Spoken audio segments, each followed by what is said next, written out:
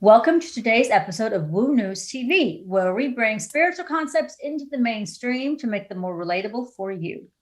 Today, the topic is sound healing. I've talked so much about sound healing and how everything is frequency. I'm probably wearing you all out with that conversation, but it is true.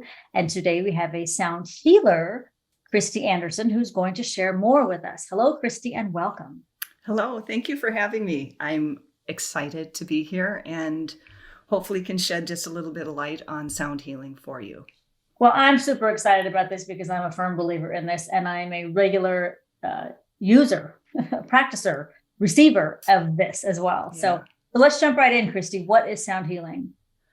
Sound healing is the use of frequency to shift and change the subtle bodies in a very short, condensed term or explanation. So tell me what subtle bodies mean to those who might not know.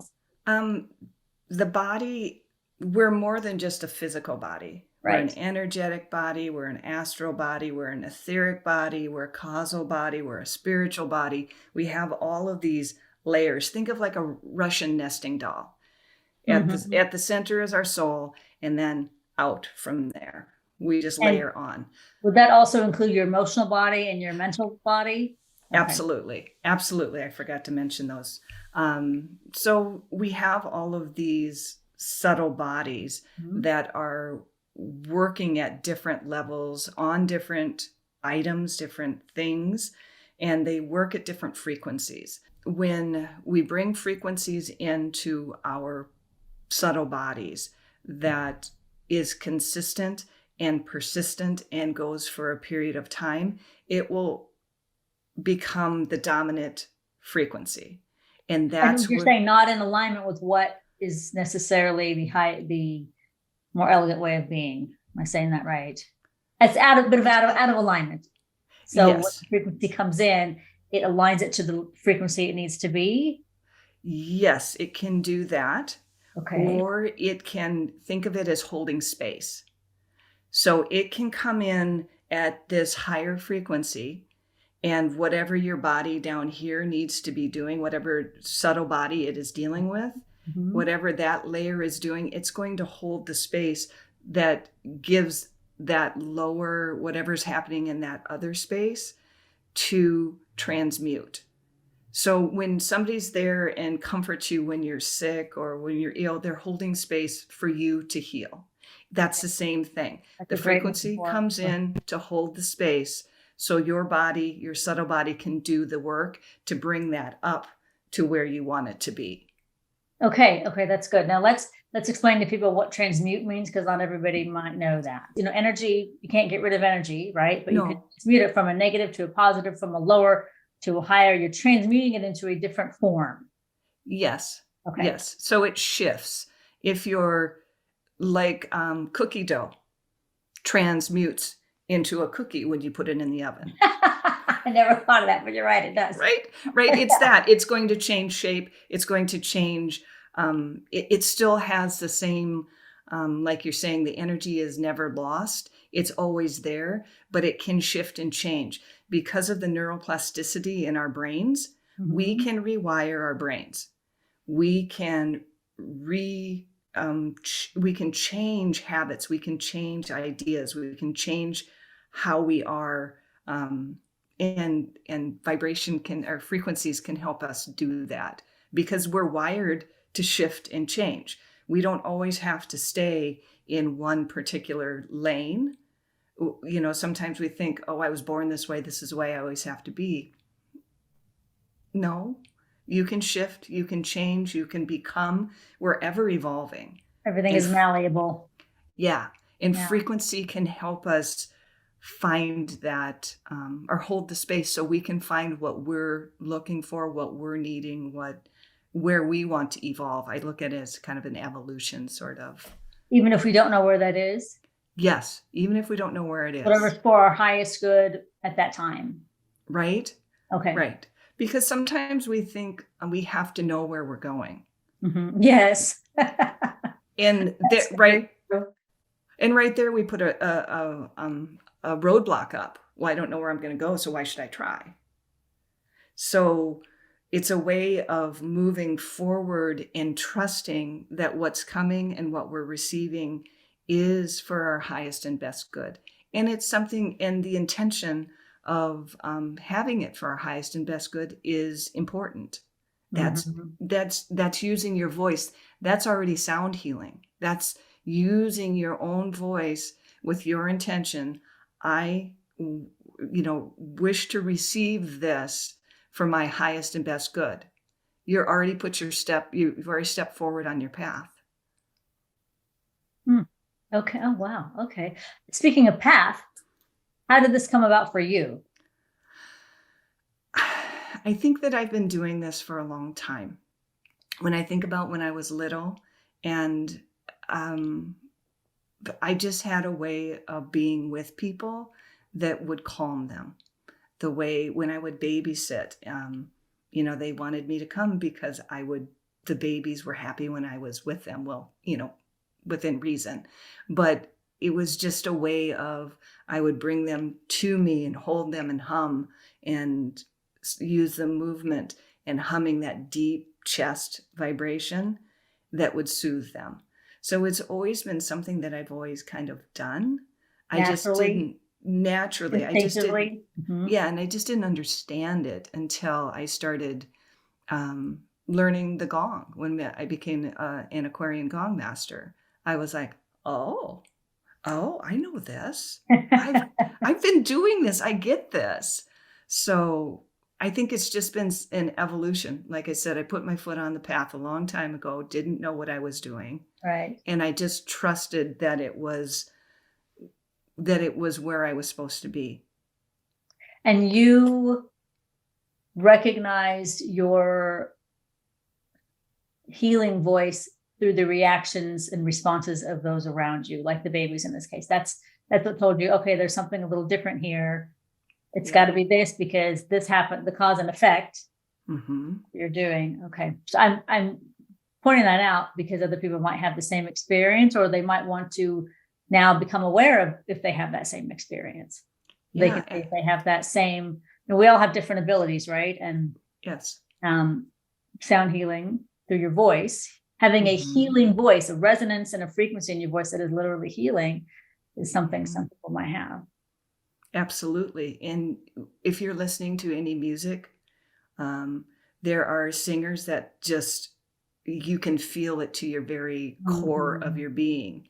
They Yes, you can. have that timbre and that vibration and that resonance that's whole, that whole sound.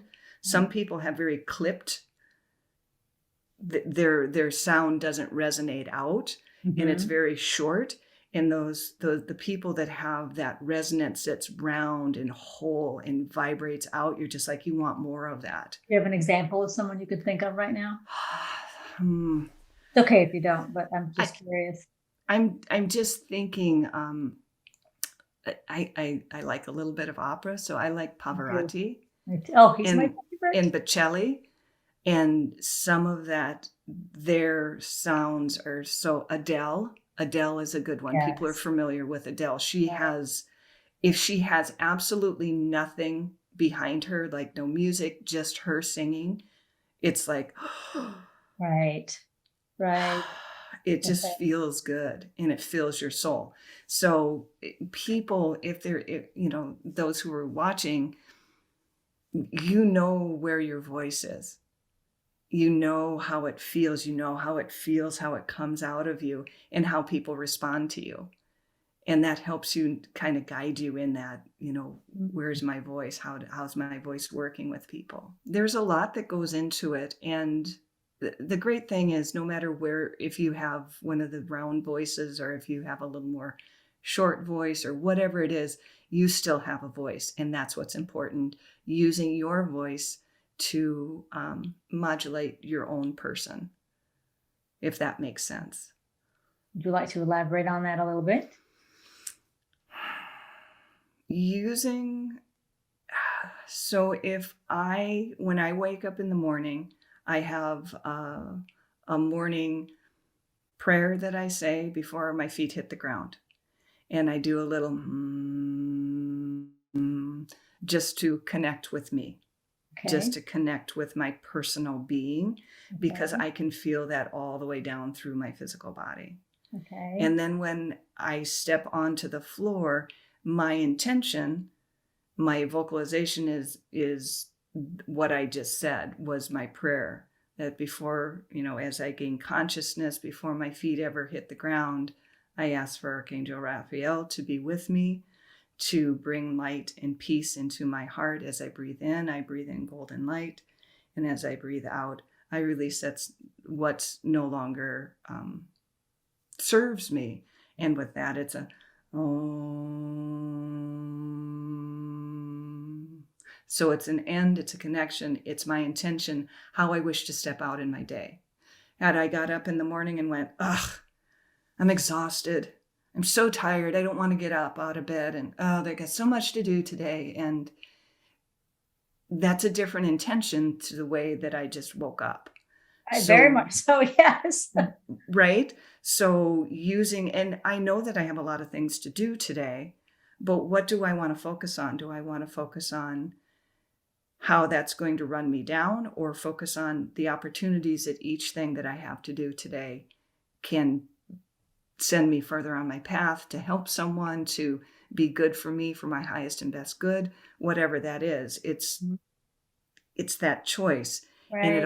And it's the intention that comes with our voice in the morning. So modulating my thoughts to be positive when I wake up in the morning is important. So using my voice to modulate how I'm feeling, or how I want to, my intention for the day, is important.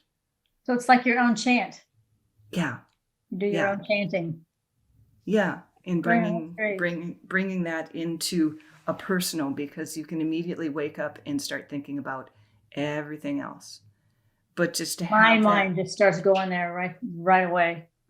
So having that moment just to be still and say, my eyes woke up this morning. My eyes opened this morning. I woke up this morning. And you're choosing how you start your day. You're choosing that thought. Yeah. And we can choose how we modulate our feelings when we're driving. So everybody gets cut off. Everybody gets behind somebody who's too slow. Yeah. Nobody drives as well as I do. Right. Right. And so we can get upset and tense and angry and that sort of sound, or we can make that choice with our voice and say, all right, friend, I see you trying to kill me today, but not today. Not today. I'm going to send you, and I hope that you have a lovely day and send them on their way. Yeah. Right? That's great. Sometimes I've noticed humming clears my heart chakra. Yeah. And my throat some too. But I've noticed that it moves some of this out sometimes, both of these.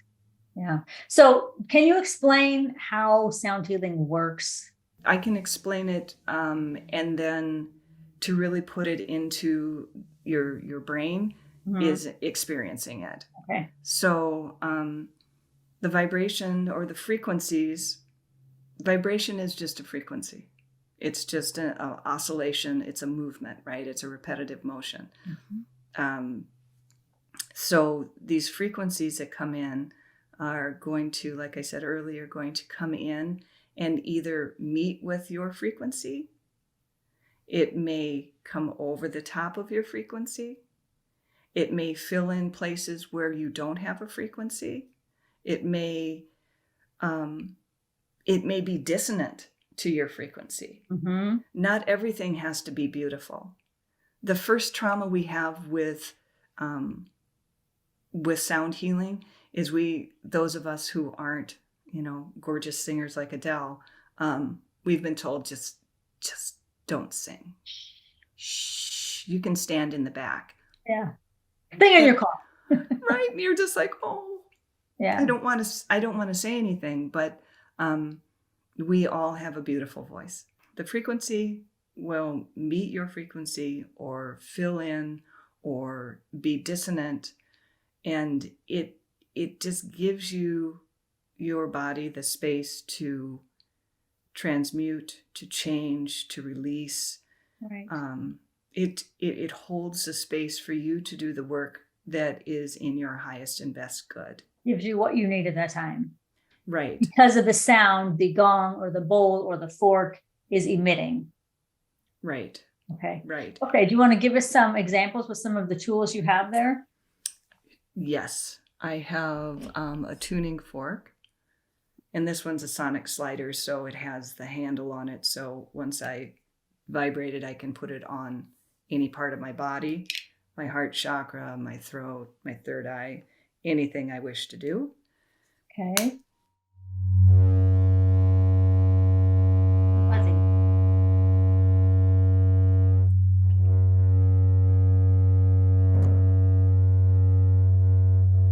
What's that tone?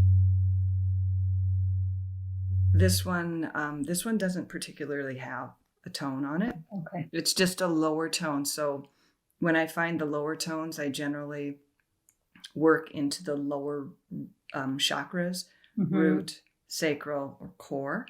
But this one feels really good on the heart chakra too.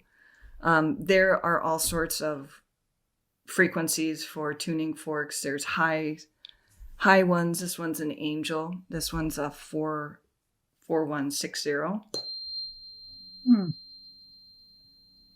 That's nice. Oh. Can you hear the difference?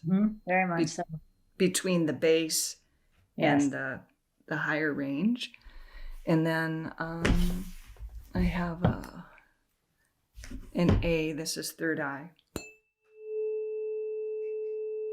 Yes, it is. I just felt that right there. It's going from here all the way through to here. Isn't that amazing? So the frequencies, like this one, because this is an A and it deals with the third eye. It's not that you might not feel it anywhere else in your body. You might feel it very different. Everybody is different. Right. But it is working in that pineal gland.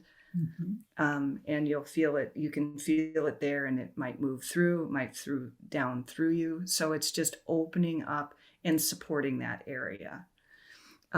This is a Tibetan bowl, and this one came from India, and it's supposed to be like 400 years old.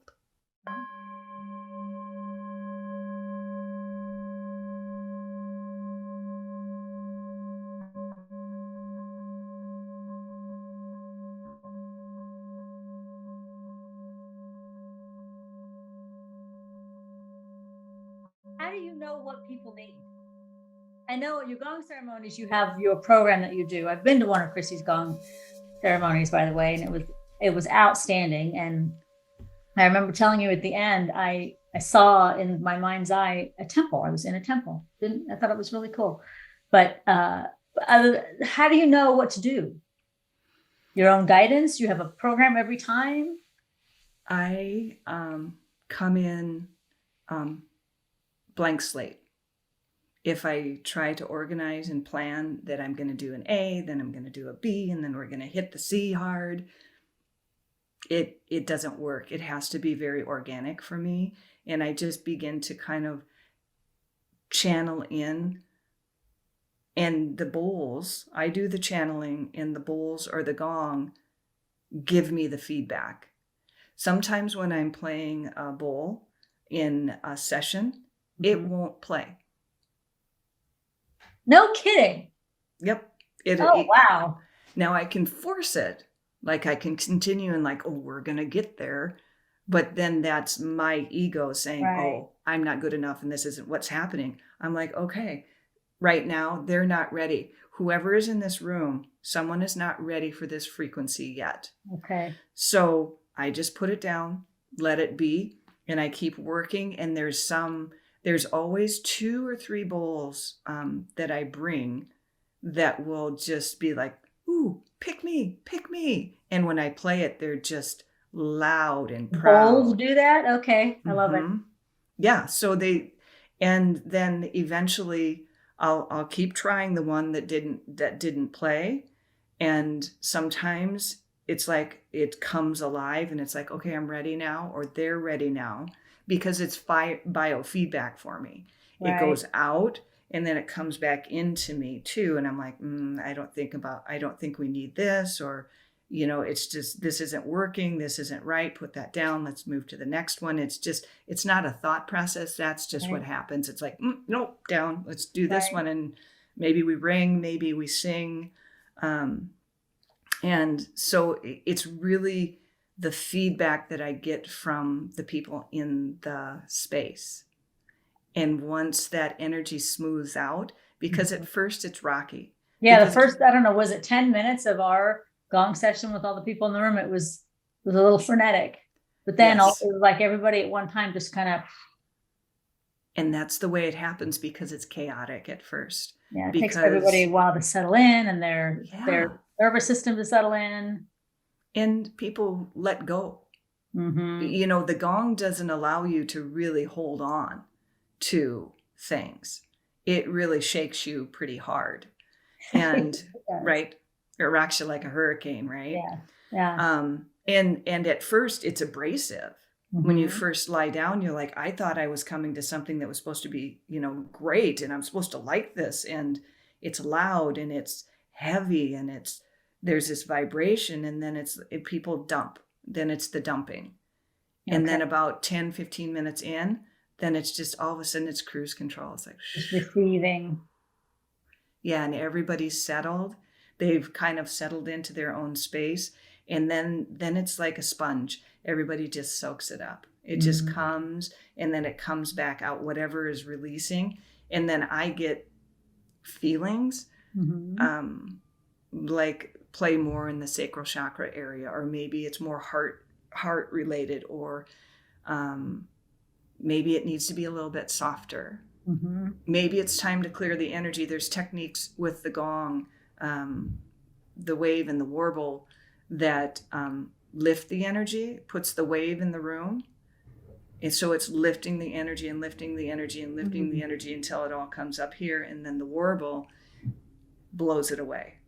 Okay. So it helps to bring up whatever's going on that may be stagnant in the class, that might just be lying around, picks it up and moves it out. So we move into that next phase. So it's interactive for me. Yeah, sounds like it. Can you, now, this is not medical advice. This is not, no, we're not giving any kind of medical advice. Can you give some examples of what sound healing can help you do? I know, like in my own experience, it helps me. I like tuning forks. I love your gong. I'm a big binaural beats fan. It helps me release things that are on the surface ready to go, or things I'm working on. It helps get in there a little bit more and move them out. If I feel like I need a good cry, they help me with that. It helps me calm my mind down. It grounds me. It can ease some pain sometimes, some physical pain. I'm just speaking from my own experience. Do you have any other things you can add to that? With the frequencies, they will stay with your physical body for up to 72 hours. So your body can do the work below, do whatever it needs to be doing. Subtle bodies you're talking about? Yes, your subtle bodies. After a sound healing, some people will sleep very well. They sleep better than they have in years. And some people find it invigorates them. They have more energy and they're wide awake and they're like, wow, I got so much done. I was more alert. I was just ready to take on the day. It can ease, it's known that it can ease pain because it overrides that frequency of pain. It brings in. Even pain has its own frequency. Yep. Everything is frequency. Yeah. It is something that is for all ages. Some people are concerned about the volume in a gong meditation. And I just suggest that they wear earplugs. Okay. They still get the benefits of it if they don't hear it full force. Absolutely, because you're feeling it. Right. Yeah, you can feel the vibrations when you're laying on the floor. That's for sure. Right. And all your subtle bodies are receiving that information. And even It doesn't have to come through the auditory nerve. It can come through when you're at a rock concert, you feel Right. that movement. Right. Hmm It's Can it's anyone there. learn how to use these tools like you do? Absolutely. Absolutely. And like I said earlier, the best thing to start with is your voice. Listen to it, pay attention to it, because it will tell you if it's up high, you might be scared. You might be like, what is behind the modulation in your voice? What is bringing you to that? Or, if it's really low, That what does that emotion or mean? response that's behind that. Hmm And I think everybody needs to know that not everything has to be words. Frequency is not words. I was concerned about being on the show with you because I'm not a wordsmith. Mm-hmm. I'm a frequency person. I'm a sound person. So putting things into words sometimes is hard for me.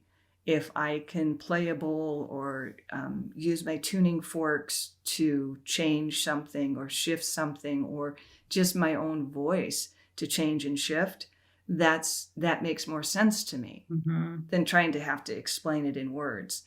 So if we think about our emotions, like when we have a strong emotion, there are no words that go along with sadness or joy, or there's sounds, there's squeals of, laughter, of joy, or, the sadness, that guttural sound of something that's so painful, or that combination of the both, of the pain of giving birth, but the joy of giving birth. Right.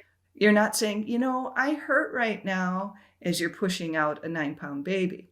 You're making sounds, you're gathering that energy. It's an energy and a frequency. So everybody has that tool. They have their voice. And it doesn't have to be beautiful singing. It doesn't have to be an eloquent speech. It can just be a hum. It can be toning. It can be just a sound that comes out that helps to express the unexpressible. Mm-hmm. Okay, I want to go back to what we were talking about, because I want to be clear, as we're doing, on some ways people can start being their own sound healer. And so you're talking about becoming more familiar with your voice, using your pitch and your tone to help you identify where you are, what emotion you're having, what's behind it, and then do what with that information? Just keep doing it. Okay. I don't know that you have to do anything with it. Just It's that releasing it, it's moving it.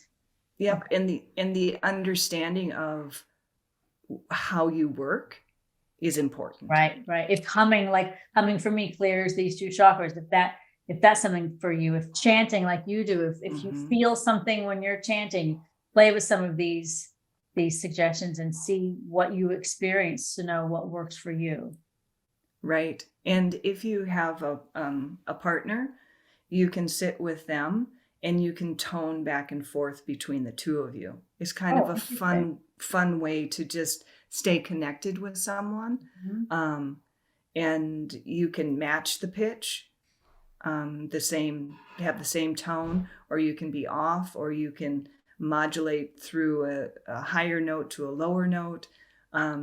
But it's a way of, again, communicating without having to say words. And communing. Yes. Yeah. Yes, absolutely.